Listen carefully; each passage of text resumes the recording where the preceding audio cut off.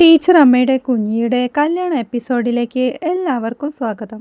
Teacher അമ്മയുടെ ഭർത്താവ് മോഹനെ വഴിവെച്ച് കണ്ടെന്ന് മേരിക്കുട്ടി ടീച്ചർ പറഞ്ഞതനുസരിച്ച് വല്യമാമയും ജോണും കൂടി മോഹനെ തടയാനായി വണ്ടി എടുത്തുകൊണ്ട് പോകുന്നുണ്ട്. അപ്പച്ചനെ കാണാതെ മോൻ റജി അവിടെയെല്ലാം തിരഞ്ഞ് ഫോണിൽ വിളിച്ചു നോക്കുന്നുണ്ടെങ്കിലും വിളിച്ചിട്ട് കിട്ടുന്നേയില്ല. അപ്പോഴേക്കും അവൻ്റെ അമ്മച്ചി ലില്ലിക്കുട്ടി വന്ന് മക്കളെ ഈ അപ്പച്ചൻ എവിടെ പോയേക്കുവാന്ന് അവനോട് ചോദിക്കുന്നുണ്ട്. ഞാൻ വിളിച്ചോണ്ടിരിക്കുക അമ്മച്ചി, ബെല്ലുണ്ട് പക്ഷെ എടുക്കുന്നില്ല എന്ന് റജി പറയുമ്പോൾ എനിക്കെന്തോ പേടി തോന്നുക മക്കളെ. ഈ സമയത്ത് അപ്പച്ചൻ അറിഞ്ഞോണ്ട് ഒരു സ്ഥലത്തും പോവില്ല എന്ന് അമ്മച്ചി പരിഭ്രമത്തോടെ പറയണ കേട്ട് അപ്പച്ചൻ അവിടെ നിപ്പുണ്ടായിരുന്നു കുട്ടിച്ചൻ്റെ കൂടെ. എന്നോട് കലവറയിലെയും സദ്യാലയത്തിലെയും കാര്യങ്ങൾ ശ്രദ്ധിക്കാനും പറഞ്ഞു എന്നവൻ പറയുമ്പോൾ പറഞ്ഞതുപോലെ കുട്ടിച്ചൻ ചേട്ടനെയും കാണാനില്ലല്ലോ എന്ന് അനിയൻ ജിജി പറയുന്നുണ്ട്. എന്താ സംഗതിന്ന് എത്ര ആലോചിച്ചിട്ടും പിടികിട്ടുന്നില്ല എന്ന് പരിഭ്രമത്തോടെ പറഞ്ഞുകൊണ്ട് ലില്ലിക്കുട്ടി ജിജിയെ വിളിച്ചോണ്ട് അവിടെ നിന്ന് പോവുക. റജി പിന്നെയും അപ്പച്ചനെ വിളിച്ചു നോക്കുന്നുണ്ടെങ്കിലും ഫോൺ ബിസിയാണ് കാണിക്കുന്നത്. പിന്നീട് കാണിക്കുന്നത് ഒരു കാറിൽ മിഥുൻ സാറും നീന ടീച്ചറും കൂടി കല്യാണത്തിന് വരുന്നതാണ്. ഡോക്ടർ റെസ്റ്റൊക്കെ പറഞ്ഞെങ്കിലും കൂട്ടുകാരിയുടെ കല്യാണത്തിന് കൂടാതിരിക്കാൻ നീനയ്ക്കാവുമായിരുന്നില്ല. നീനയെ കണ്ട് കാനി ടീച്ചർക്ക് ബെഡ് റെസ്റ്റ് പറഞ്ഞിരുന്നതല്ലേ എന്ന് ചോദിക്കുന്നുണ്ട്. എന്ത് റെസ്റ്റാണെന്ന് പറഞ്ഞാലും വീട്ടിൽ സമാധാനത്തിൽ ഇരിക്കാൻ പറ്റണ്ടേ, നല്ലോണം സൂക്ഷിച്ച് കാറിലാ വന്നത് എന്ന് നീന പറയുമ്പോൾ ഞാൻ കുറേ പറഞ്ഞതാ കേൾക്കണ്ടേ എന്ന് മിഥുൻ സാറും പറയുന്നുണ്ട്. വീണ റെഡിയായോന്ന് നീന ചോദിക്കുമ്പോൾ റെഡി ആയിക്കൊണ്ടിരിക്കുക എന്നും പറഞ്ഞുകൊണ്ട് കനി നീനയെ വീണയുടെ അടുത്തേക്ക് കൊണ്ടുപോകാൻ തുടങ്ങുമ്പോഴേക്കും ഫോട്ടോഗ്രാഫർ വന്ന് നീനയുടെയും മിഥുൻ്റെയും ഒരു ഫോട്ടോ എടുക്കുക. കണ്ണാടിയിൽ നോക്കി സാരിയെല്ലാം റെഡിയാക്കിക്കൊണ്ടിരിക്കുന്ന വീണ കണ്ണാടിയിൽ നീനയെ കണ്ട് സന്തോഷത്തോടെ തിരിഞ്ഞു നോക്കി നീ എന്ത് പണിയടി കാണിച്ചത് എന്ന് ചോദിക്കുമ്പോൾ ഡോക്ടർ പറഞ്ഞാലും എനിക്ക് വരാതിരിക്കാൻ പറ്റില്ലല്ലോ എന്ന് നീന മറുപടി പറയുമ്പോൾ എന്നാലും നീ കുഞ്ഞുവാവയുടെ കാര്യം കൂടി ഒന്ന് ആലോചിക്കണ്ടേന്ന് വീണ ചോദിക്കുക. ഞാൻ കുറേ പറഞ്ഞു നോക്കിയതാ, ഒടുവിൽ എൻ്റെ നേരെ വഴക്കായി എന്ന് മിഥുൻ സാർ പറയുമ്പോൾ ശരിക്കും ശ്രദ്ധിച്ചാ മിഥുൻ സാർ എന്നെ കാറിൽ കൊണ്ടുവന്നെന്ന് നീനയും പറയാ. എനിക്ക് നിന്റെ കല്യാണം കൂടണം, സദ്യം കഴിക്കണം, പ്ലീസ് വഴക്ക് പറയല്ലേ എന്ന് നീന പറയുമ്പോൾ വീണയവൾക്ക് തലയിൽ മുല്ലപ്പൂ വെച്ച് കൊടുക്കുന്നുണ്ട്. കൂടുതൽ സ്ട്രെയിനൊന്നും എടുക്കാതെ സേഫായി നീ ഒരിടത്ത് എവിടെയെങ്കിലും ഇരിക്കെ, ഇപ്പോൾ ഇറങ്ങും എന്നും പറഞ്ഞ് നീനയെ ചേർത്ത് പിടിക്കുന്നുണ്ട് വീണ. അവിടെ അപ്പോഴേക്കും വരനായ സന്തോഷിന്റെ സ്വീകരണം തുടങ്ങി കഴിഞ്ഞിരുന്നു. കുടുംബാംഗങ്ങളെല്ലാം ഒന്നിച്ച് സന്തോഷിനെ സ്വീകരിക്കാനായി എത്തുന്നുണ്ട്. മഹേഷ് അളിയനെ സ്വീകരിച്ച് അവന് മാലയിട്ട് കൊടുക്കുന്നുണ്ട്. ഇതെല്ലാം മൊബൈലിൽ കൂടി ലൈവ് കണ്ട് നമ്മുടെ ടീച്ചറമ്മ അവിടെ സന്തോഷത്തോടെ ഇരിക്കുക. കാവ്യ ഋതുവും കൂടി സന്തോഷിനെ ബൊക്കെ കൊടുത്ത് മഹേഷ് ഒരു ചന്ദനക്കുറി കൂടി തൊട്ടു കൊടുക്കുന്നതോടെ എല്ലാവരും കൂടി സന്തോഷിനെയും കുടുംബത്തെയും ആനയിച്ചുകൊണ്ട് അമ്പലത്തിനകത്തേക്ക് പോവുക. അപ്പോഴേക്കും മോഹനെ തിരഞ്ഞു നടക്കുന്ന വല്യമാമയും ജോണും കുട്ടിച്ചനെയുമാണ് കാണിക്കുന്നത്. മോഹനെ തിരഞ്ഞു നടക്കുന്ന അവർ ഒടുവിൽ ആ ജീപ്പ് കണ്ടെത്തുന്നുണ്ട്. തൊട്ടു മുന്നേ പോകുന്ന ആ ജീപ്പിന്റെ പുറകെ അവർ സ്പീഡിൽ വണ്ടി ഓടിച്ചുകൊണ്ട് പോവുക. താലികെട്ടിന് റെഡിയായി നിൽക്കുന്ന വീണയാണ് പിന്നീട് കാണിക്കുന്നത്. കൂടെ തന്നെ രാധയും കനിയും ലിലിമാമയും ജിജിയും ഒക്കെ ഉണ്ട്. രേണു അവിടെ അവളുടെ വ്ലോഗ് തുടങ്ങി കഴിഞ്ഞിരുന്നു. കല്ലുവും ലൈവായി ആ മാമയ്ക്ക് ഓരോന്ന് കാണിച്ചുകൊണ്ട് നടക്കുക. താലികെട്ടിൻ്റെ സമയമായിട്ടും വല്യമാമയെ കാണാത്തതിൻ്റെ വിഷമം കുഞ്ഞിയുടെ മുഖത്ത് കാണാമായിരുന്നു. അപ്പോഴേക്കും സന്തോഷം കൂട്ടരും അങ്ങോട്ട് വരുന്നുണ്ട്.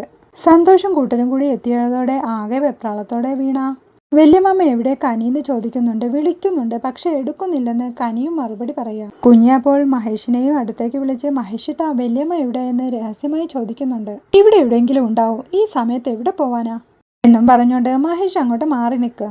ജോണും വല്യാമ്മയും അപ്പോൾ മോഹന്റെ ജീപ്പ് ഓവർടേക്ക് ചെയ്യാനായി സ്പീഡിൽ കാറിൽ പോയിക്കൊണ്ടിരിക്കുകയാണ്. മണിയടിച്ച് അമ്പലത്തിലെ നട തുറക്കുമ്പോൾ കുഞ്ഞി കണ്ണനെ നോക്കി പ്രാർത്ഥിക്കുന്നുണ്ട്.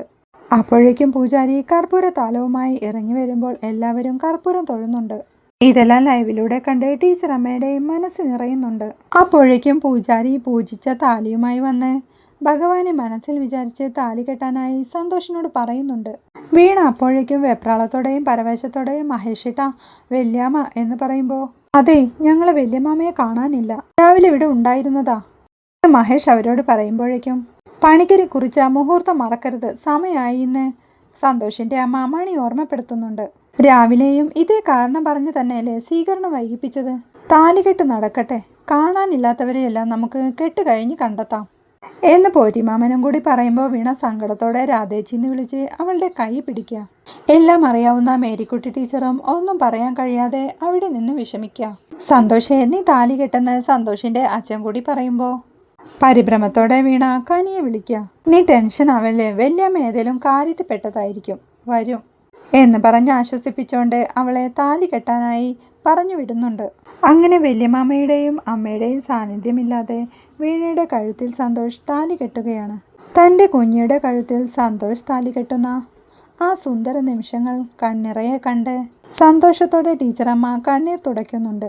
താലികെട്ട് കഴിഞ്ഞ് പൂജാരി കൊണ്ടുവരുന്ന തുളസിമാല രണ്ടുപേരും പരസ്പരം അണിയിക്കുന്നുണ്ട്. എന്നിട്ട് അവർ രണ്ടുപേരും മനസ്സ് നിറഞ്ഞ് കണ്ണനെ പ്രാർത്ഥിക്കുക. അതിനിടയ്ക്കാണ് ടീച്ചറമ്മ ആ കാര്യം ശ്രദ്ധിച്ചത്. ശിവരാമേട്ടൻ എവിടെ എന്ന് സംശയത്തോടെ ചോദിച്ചുകൊണ്ട് ടീച്ചറമ്മ വീഡിയോയിലെല്ലാം തിരയുന്നുണ്ട്.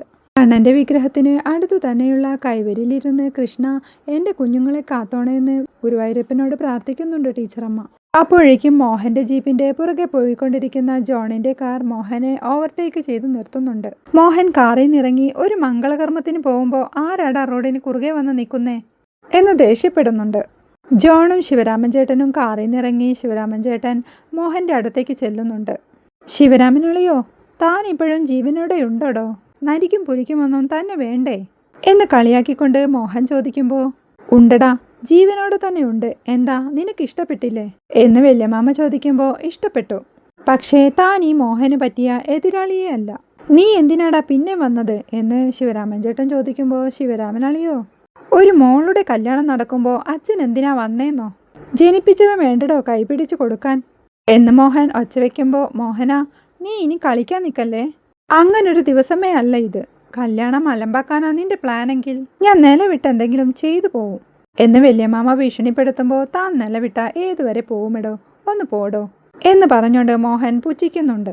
സരസ്വതി ടീച്ചറിനു വേണ്ടി വീണയ്ക്ക് വേണ്ടി ഞങ്ങൾ എന്തു ചെയ്യും എന്ന് പറഞ്ഞ് ജോണും കുട്ടിച്ചനും കൂടി മുന്നോട്ട് വരിക. ഒന്ന് ചെയ്യടാ ചങ്കൂറ്റമുണ്ടെങ്കിൽ എന്നും പറഞ്ഞ് മോഹൻ മുന്നോട്ട് വരുമ്പോൾ കുട്ടിച്ചനും ജോണും കൂടി പിടിച്ചു വെച്ച് വല്യമാമ മോഹനെ പൊതിരെ ഇടിക്കാനായി തുടങ്ങുക. മോഹൻ അവരെല്ലാം തള്ളി മാറ്റുമ്പോൾ വല്യമാമ നിലത്ത് റോഡിൽ വീഴുന്നുണ്ട്.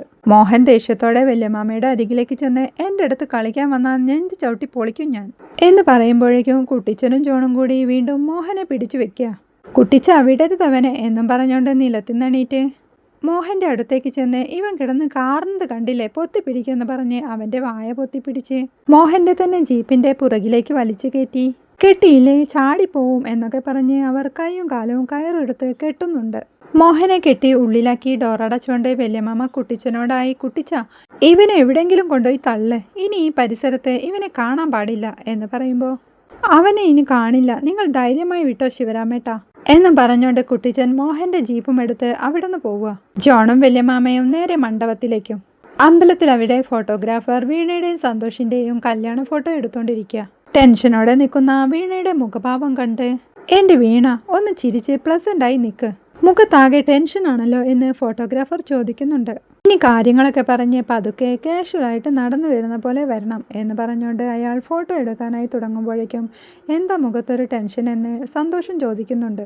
അപ്പോഴും വീണയ്ക്ക് ചിരിയൊന്നും വരുന്നില്ല. അവൾ ടെൻഷനോടെ തന്നെ നിൽക്കണ കണ്ടിട്ട് നിങ്ങളെന്താ ഇന്ത്യ പാകിസ്ഥാൻ പോലെ ഉണ്ടല്ലോ, കുറച്ചുകൂടെ റൊമാൻറ്റിക് ആവ് പ്ലീസ്, ഒന്ന് പ്ലസൻ്റ് ആവ് എന്നൊക്കെ അയാൾ പറയണ കേട്ട് ചേട്ടാ എനിക്ക് ഇത്രയും റൊമാൻസും പ്ലസൻസും ഒക്കെ ഉള്ളൂ എന്ന് വീണ അയാളോട് ദേഷ്യപ്പെടുമ്പോൾ മോളെ ആൽബം അടിച്ചു വരുമ്പോൾ ഒരു ഭംഗിയും ഉണ്ടാവില്ല, അതുകൊണ്ടാണ് പറയുന്നത് എന്നയാൾ പറയുമ്പോൾ വീണ ടെൻഷനോടെ നിൽക്കണ കണ്ട് എന്ത് പറ്റി വീണ എന്ന് സന്തോഷ് വീണ്ടും ചോദിക്കുന്നുണ്ട്.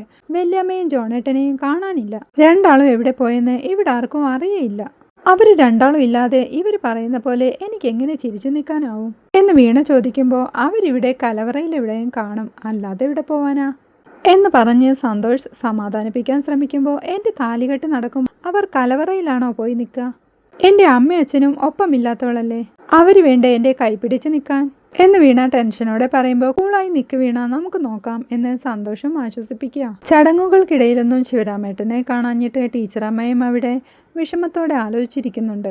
ഫോട്ടോഗ്രാഫർ പറയുന്ന പോസിലൊക്കെ എങ്ങനെയെങ്കിലും ചിരിച്ചോണ്ട് വീണ അഡ്ജസ്റ്റ് ചെയ്ത് നിന്നു കൊടുക്കുമ്പോഴേക്കും സന്തോഷിൻ്റെ അമ്മ ഓടി വന്ന് ഓഡിറ്റോറിയത്തിലെ ചടങ്ങുകൾക്ക് സമയമായി, എൻ്റെ കുഞ്ഞുട്ടന് ഡ്രസ്സ് മാറണം എന്നവർ പറയുമ്പോൾ എൻ്റെ ചേച്ചി ഒരു 5 മിനിറ്റ് കൂടി ഇപ്പം വിടാം എന്ന് ഫോട്ടോഗ്രാഫർ അവരെ തടഞ്ഞു നിർത്താം. അപ്പോഴേക്കും മേരിക്കുട്ടി ടീച്ചറും അങ്ങോട്ട് വന്ന് മുഹൂർത്തത്തിന് സമയമായെന്ന് പറയാ.